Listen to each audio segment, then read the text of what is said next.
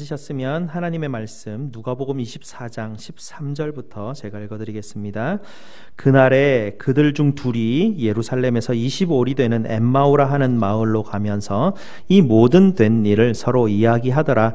그들이 서로 이야기하며 문의할 때에 예수께서 가까이 이르러 그들과 동행하시나 그들의 눈이 가리어져서 그인 줄 알아보지 못하거늘 예수께서 이르시되 너희가 길 가면서 서로 주고받고 하는 이야기가 무엇이냐 하시니 두 사람이 슬픈 빛을 띠고 머물러 서더라. 그 한 사람인 글로바라 하는 자가 대답하여 이르되 당신이 예루살렘에 체류하면서도 요즘 거기서 된 일을 혼자만 알지 못하느냐? 이르시되 무슨 일이냐? 이르되 나사렛 예수의 일이니 그는 하나님과 모든 백성 앞에서 말과 일에 능하신 선지자이거늘 우리 대제사장들과 관리들이 사형 판결에 넘겨주어 십자가에 못 박았느니라. 우리는 이 사람이 이스라엘을 속량할 자라 바랐노라. 이뿐 아니라 이 일이 일어난 지가 사흘째요. 또한 우리 중에 어떤 여자들이 우리로 놀라게 하였으니 이는 그들이 새벽에 무덤에 갔다가 그의 시체는 보지 못하고 와서 그가 살아나셨다 하는 천사들의 나타남을 보았다 함이라. 또 우리와 함께한 자 중에 두어 사람이 무덤에 가 과연 여자들이 말한 바와 같음을 보았으나 예수는 보지 못하였느니라 하거늘 이르시되 미련하고 선지자들이 말한 모든 것을 마음에 더디 믿는 자들이여 그리스도가 이런 고난을 받고 자기의 영광에 들어가야 할 것이 아니냐 하시고 이에 모세와 모든 선지자의 글로 시작하여 모든 성경에 쓴 바 자기에 관한 것을 자세히 설명하시니라. 그들이 가는 마을에 가까이 가매 예수는 더 가려 하는 것 같이 하시니 그들이 강권하여 이르되 우리와 함께 유하사이다. 때가 저물어 가고 날이 이미 기울었나이다 하니 이에 그들과 함께 유하러 들어가시니라. 그들과 함께 음식 잡수실 때에 떡을 가지사 축사하시고 떼어 그들에게 주시니 그들의 눈이 밝아져 그인 줄 알아보더니 예수는 그들에게 보이지 아니하시는지라. 그들이 서로 말하되 길에서 우리에게 말씀하시고 우리에게 성경을 풀어주실 때에 우리 속에서 마음이 뜨겁지 아니하더냐 하고 곧 그때로 일어나 예루살렘에 돌아가 보니 11 제자 및 그들과 함께한 자들이 모여 있어 말하기를 주께서 과연 살아나시고 시몬에게 보이셨다 하는지라. 두 사람도 길에서 된 일과 예수께서 떡 떼심으로 자기들에게 알려지신 것을 말하더라. 아멘. 러시아의 유명한 문호 중에 고골이라는 사람이 있습니다. 이분이 외투라고 하는 작은 단편 소설을 지었는데요. 그 이야기에 이렇게 나옵니다. 주인공이 아카키 예비치라는 주인공이 나오는데요. 이 주인공은 그냥 평생 말단 직원으로 삶을 살았던 평범한 사람이었습니다. 9급 말단 직원이었는데요. 키도 크지도 않고요. 굉장히 남루하게 조용하게 삶을 살아갔던 사람이었습니다. 그가 하는 일이라고는 정서하는 일인데요. 윗사람들이 이제 문서를 만들어서 건네주게 되면 그것을 이쁜 글씨체로 해서 정서하는 일을 하는 평생 그 일만 한 사람입니다.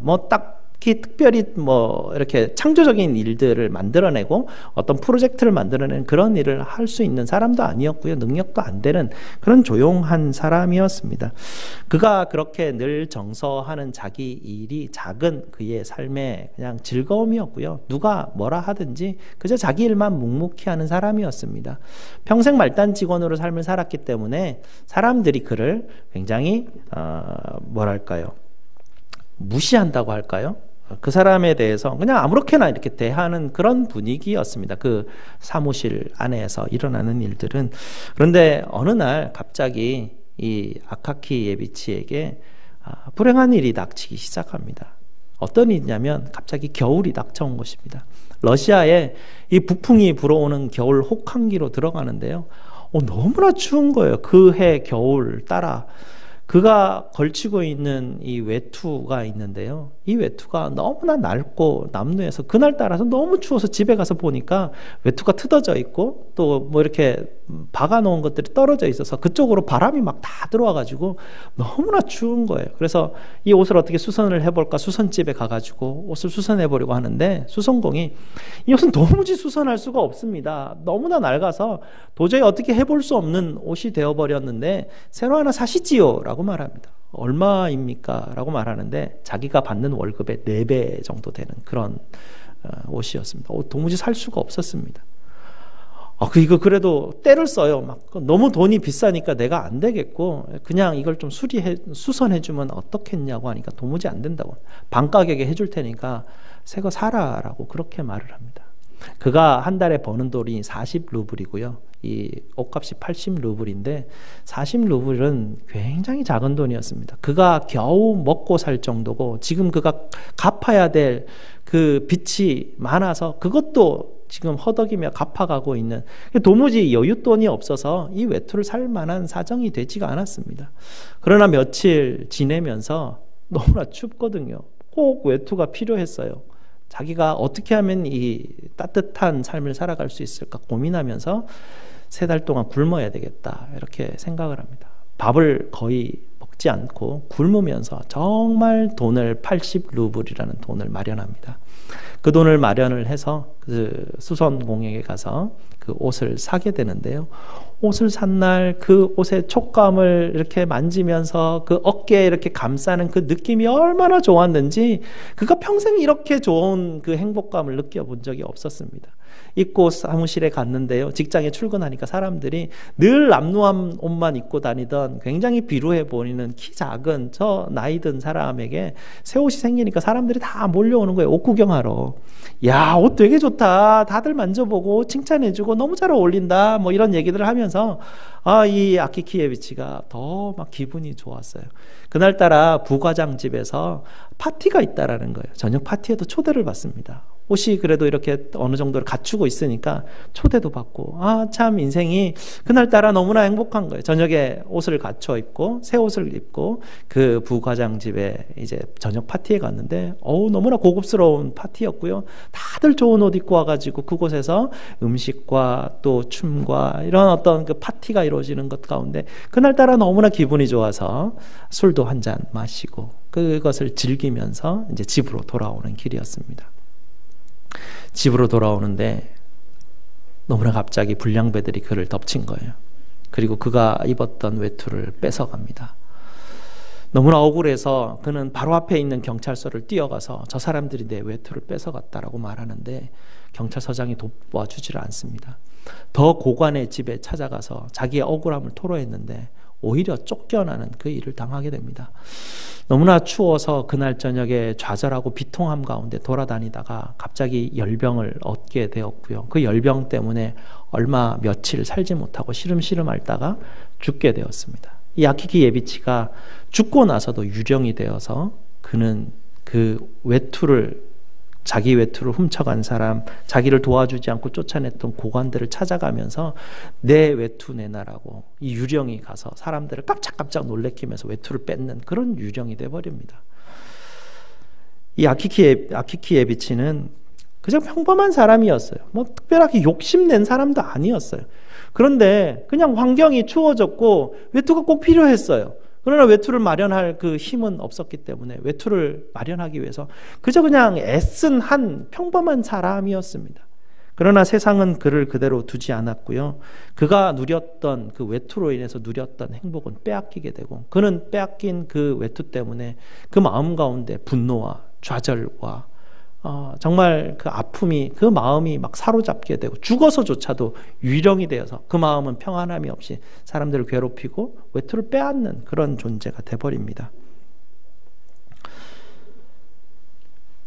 이 고골이라는 사람이 이 소설을 통해서 우리네 인생을 이렇게 그려보고자 했던 것 같습니다. 우리도 뭐 평범하지 않습니까? 욕심 없지 않습니까? 뭐 크게 이 아키키 예비치처럼 큰 욕심 없이 그냥 살아가는 사람들이에요. 평범한 사람들이에요. 평범한 사람들인데 갑자기 우리한테 이런 추운 겨울이 닥쳐서 외투가 필요한 경우가 생기잖아요. 근데 외투를 마련하기 위해서는 꽤 오랫동안 우리가 노력을 해야 돼요. 돈을 모아야 되고 저축을 해야 되고 그래서 내가 그거를 가져야 하는데 큰 욕심도 아니에요. 그냥 필요하기 때문에 가져야 하는 것들인데 그걸 가지고 난 다음에 세상은 우리가 그것을 누리도록 가만두지 않는 것이 또 세상인 것을요. 우리도 이런 경험들을 하게 되고요.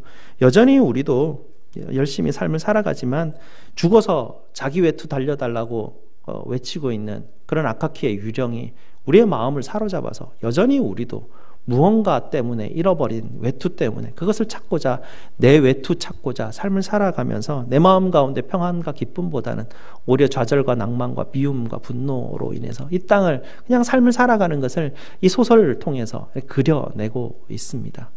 오늘 이 두 제자를 우리가 한번 보게 되는데요.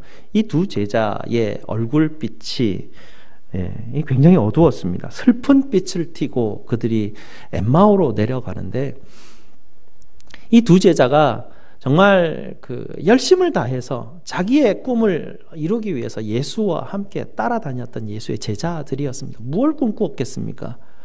당시 예수의 제자라고 예수를 따르던 사람들은 다 이스라엘의 회복을 위해서 꿈을 꾸었습니다. 다윗의 나라가 이 땅 가운데 임해서 로마를 쫓아내고 다윗의 왕국이 새로 세워질 그런 원대한 꿈을 꾸고 예수를 따랐습니다. 근데 갑자기 대제사장들과 관리들이 예수를 붙잡아서 십자가에 못 박아버림으로 그 모든 일들이 무산돼 버리고 맙니다. 좌절된 것이죠. 그들이 따랐던 그 모든 일들이 다 허망해져 버렸습니다. 자기의 모든 것을 다 바쳐서 예수를 따르고 자기 고향을 떠나서까지 지금 예수를 따랐는데 갑자기 하루아침에 자기가 따르던 사람이 십자가에 못 박혀서 저주받아 죽고 마른 것입니다. 모든 것이 다 허물어진 것이에요.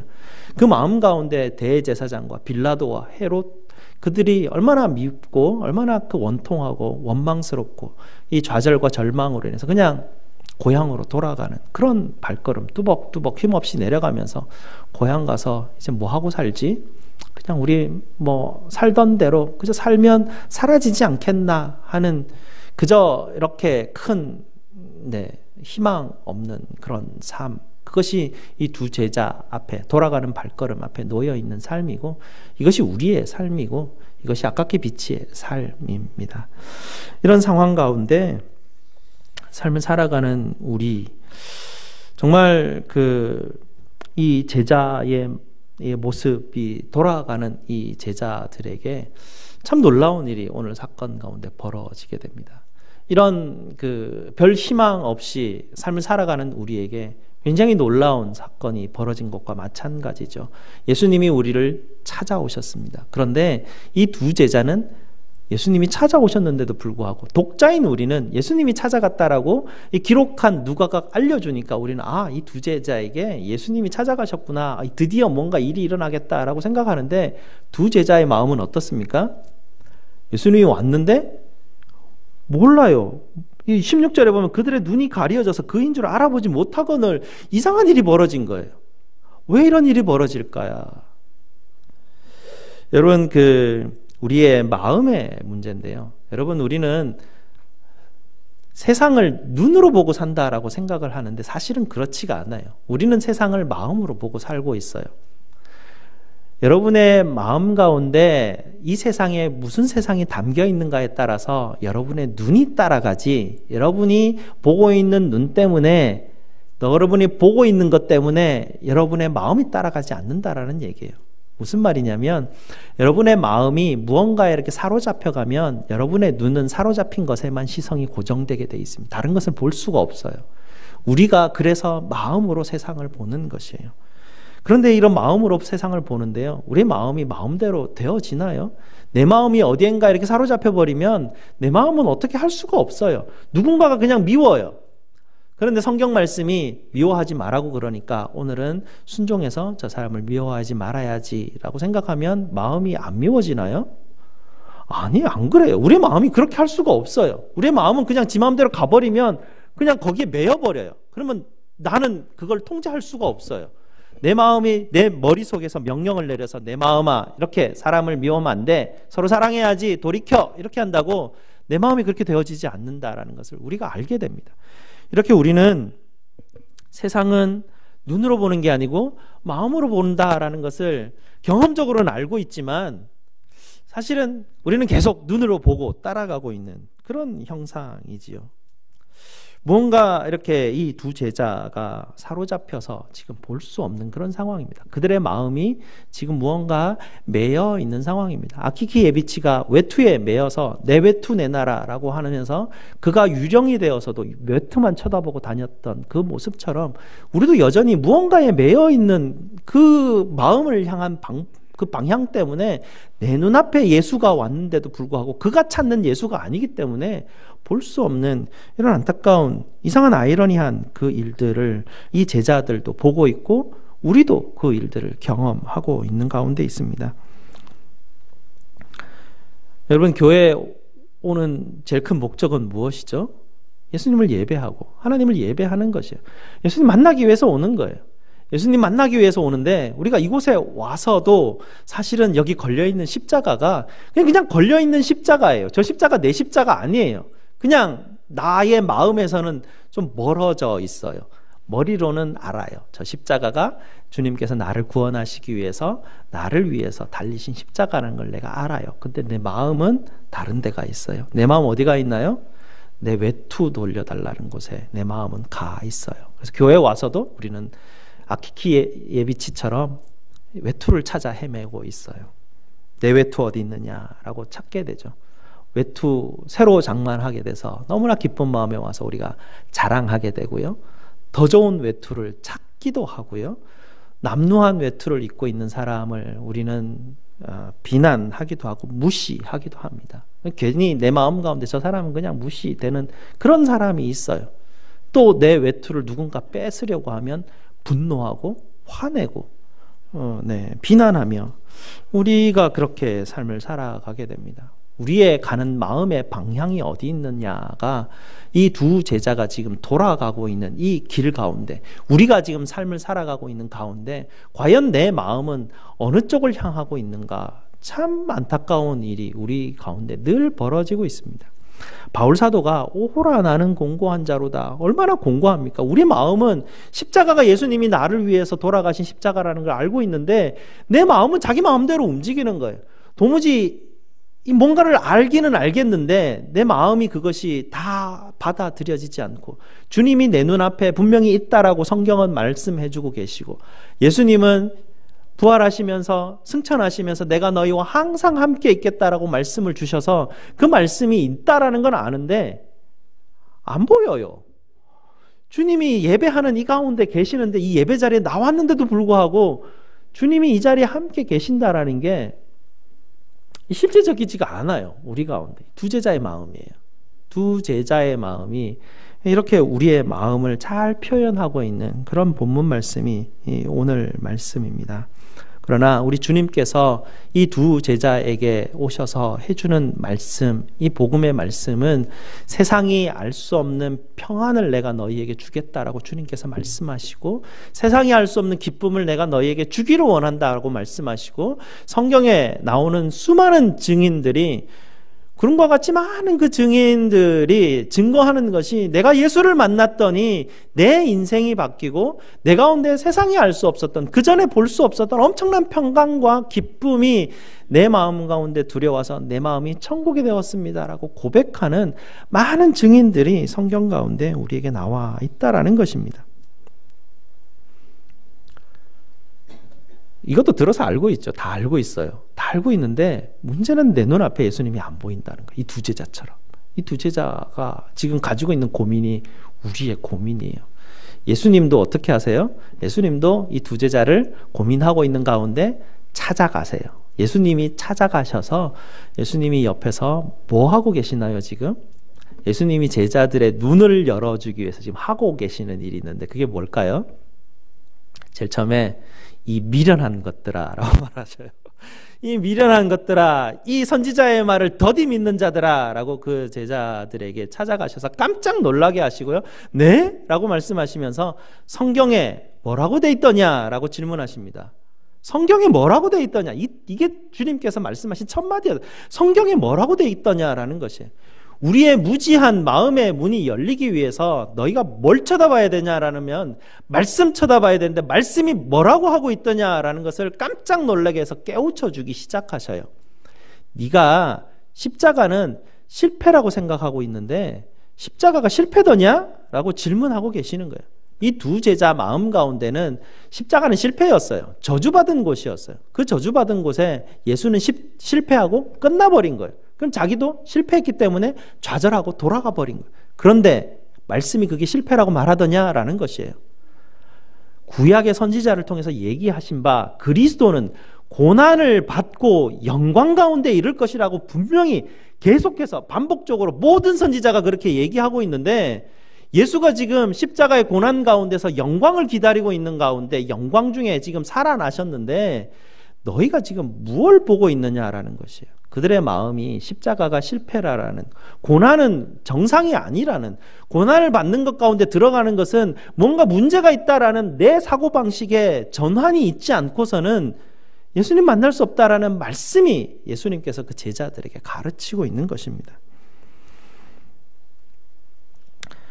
여러분, 추울 겨울바람이 닥치고 있습니다. 추운 겨울바람 가운데 우리에게 필요한 것이 있어요. 욕심 아니잖아요. 너무 작은 소망이에요. 그걸 우리가 가지기를 원하는데, 이 추운 겨울바람을 통해서 하나님께서 우리에게 또한 알려주고 싶은 것이 있어요. 그것이 무엇이냐면, 얘들아, 너희는 추위를 타는 벌거벗은 사람들이다. 너는 벗은 자다.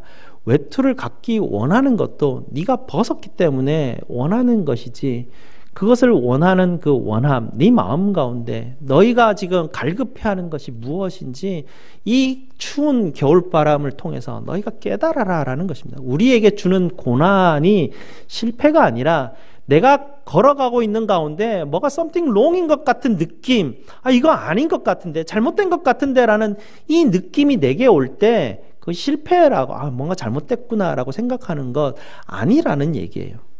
그리스도는 오늘 말씀에 어떻게 되어 있습니까? 26절 말씀, 그리스도가 이런 고난을 받고 자기의 영광에 들어가야 할 것이 아니냐라는 것이 말씀에 기록된 것입니다. 고난을 통해서 영광에 이르게 되는 것이 성경의 원리라는 얘기예요. 우리가 경험하고 있는 고난이, 내가 경험하고 있는 이상한 일들이 다 정상이라는 얘기예요. 이상한 게 아니란 얘기예요. 지금 제대로 잘 가고 있다는 얘기예요. 제대로 잘 가고 있는데 나 혼자 좌절하고 실망하고 사람 미워하고 그러지 말라는 얘기예요. 주님이 내 앞에, 내 옆에, 내 좌우와 앞뒤로 다 함께 하고 계시는 주님만 바라보라라는 거예요.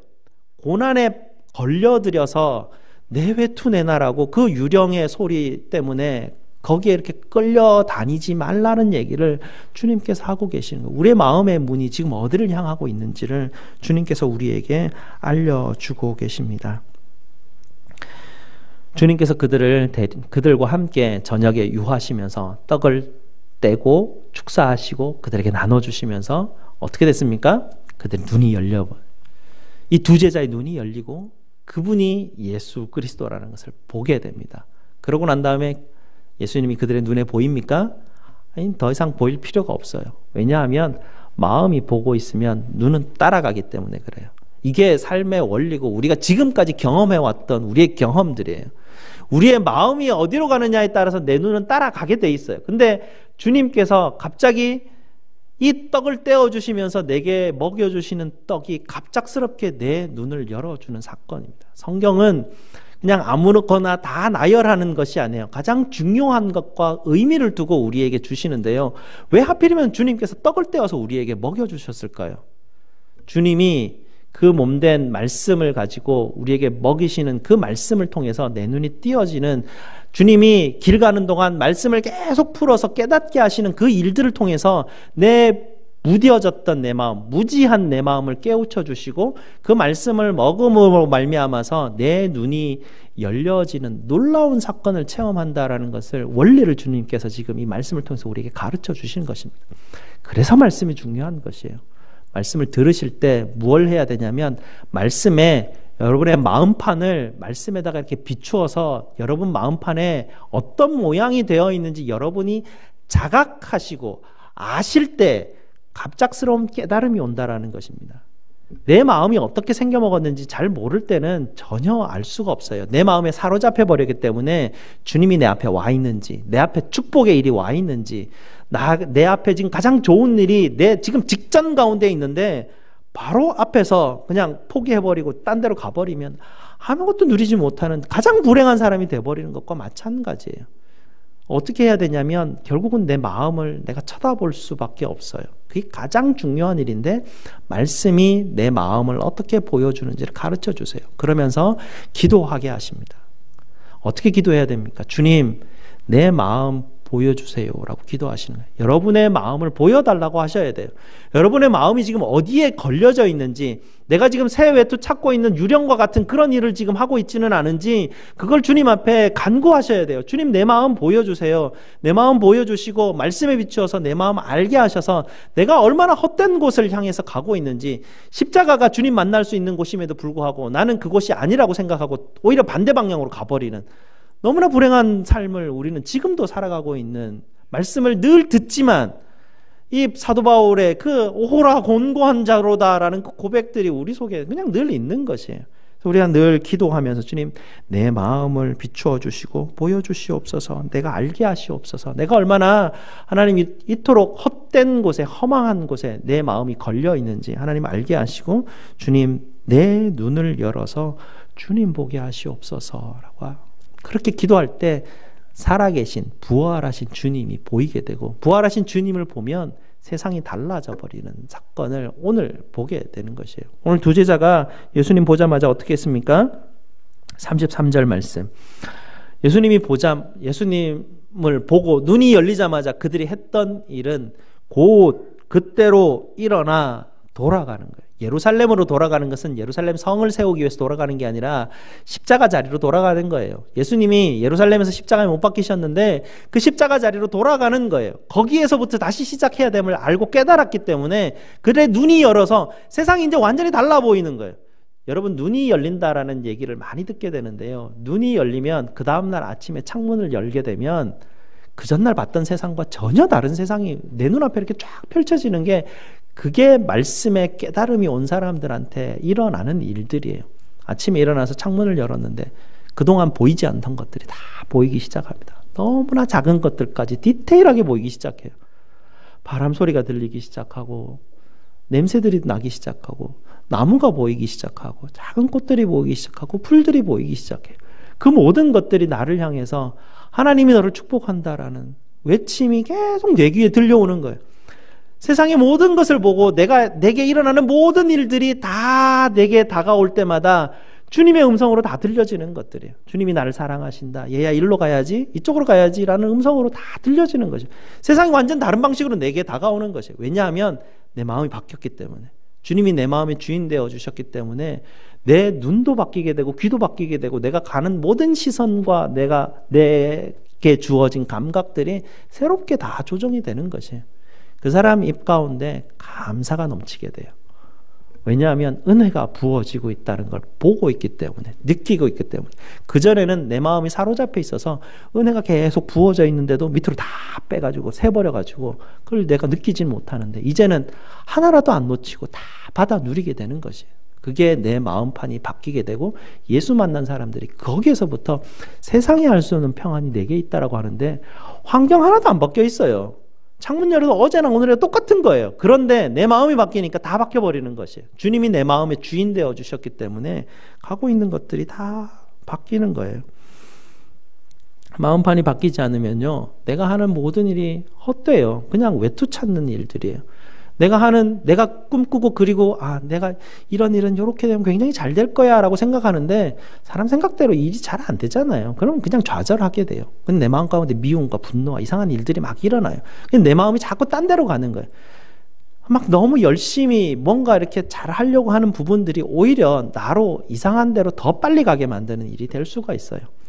지난주에 우리가 행사를 끝나고 이제 이것저것 정리하면서 청소를 했어요. 어른들이 막 청소를 하는데, 이제 우리 꼬맹이들이 이제 엄마 아빠 청소하는 거 따라하는 거 보니까 재밌어 보이거든요. 자기들도 빗자루 들고 막 쓰는 거예요. 앞에서 집사님이 베큐um 들고 막 따라가는데 뒤에서 이 양탄자 위에 빗자루질 하면 어떻게 되나요? 안에 있는 빗자루에 있는 털들이 다 빠져가지고 양탄자에 다 박혀요. 그러면 집사님이 뒤에 와서 다시 끌어가요. 다시 청소를 해야 돼요. 우리가 하는 열심이라는 게 주님이 하시는 일들 가운데 이상한 일 하는 것밖에 없어요. 우리가 하는 일들이 그런 것 같아요. 그래서 지난주에 아이들 하는 거 보면서 우리가 하는 열심이라는 게 고작 이 정도구나라는 생각들을 할 수밖에 없더라고요. 우리가 하는 것으로는 내가 이렇게 잘해야지라는 것으로는 아무것도 이룰 수 없는 것 같아요. 그저 주님이 내 마음판에 오셔서 계시는 그 주님을 바라보고 주님께서 내게 해주시는 그 깨달음들을 내가 얼마나 내 마음을 열고 보느냐에 따라서 내 마음 가운데 하늘이 임하게 되고 내 마음에 하늘의 천국이 보이기 시작하는 것을 경험하게 되더라는 것입니다. 주님, 여러분들 2017년을 우리가 지나가면서 마지막 주일인데요. 이제 내년 2018년을 우리가 새롭게 이제 시작을 해야 됩니다. 새롭게 시작하면서 여러분들 똑같은 일들을 자꾸 반복하는 것은 너무나 무지한 일이에요.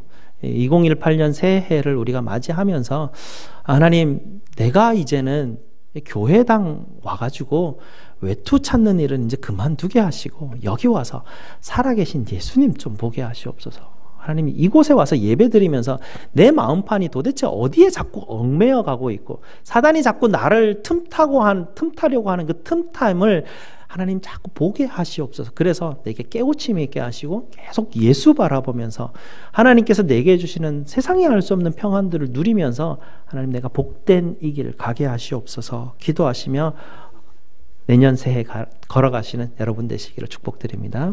기도하시겠습니다.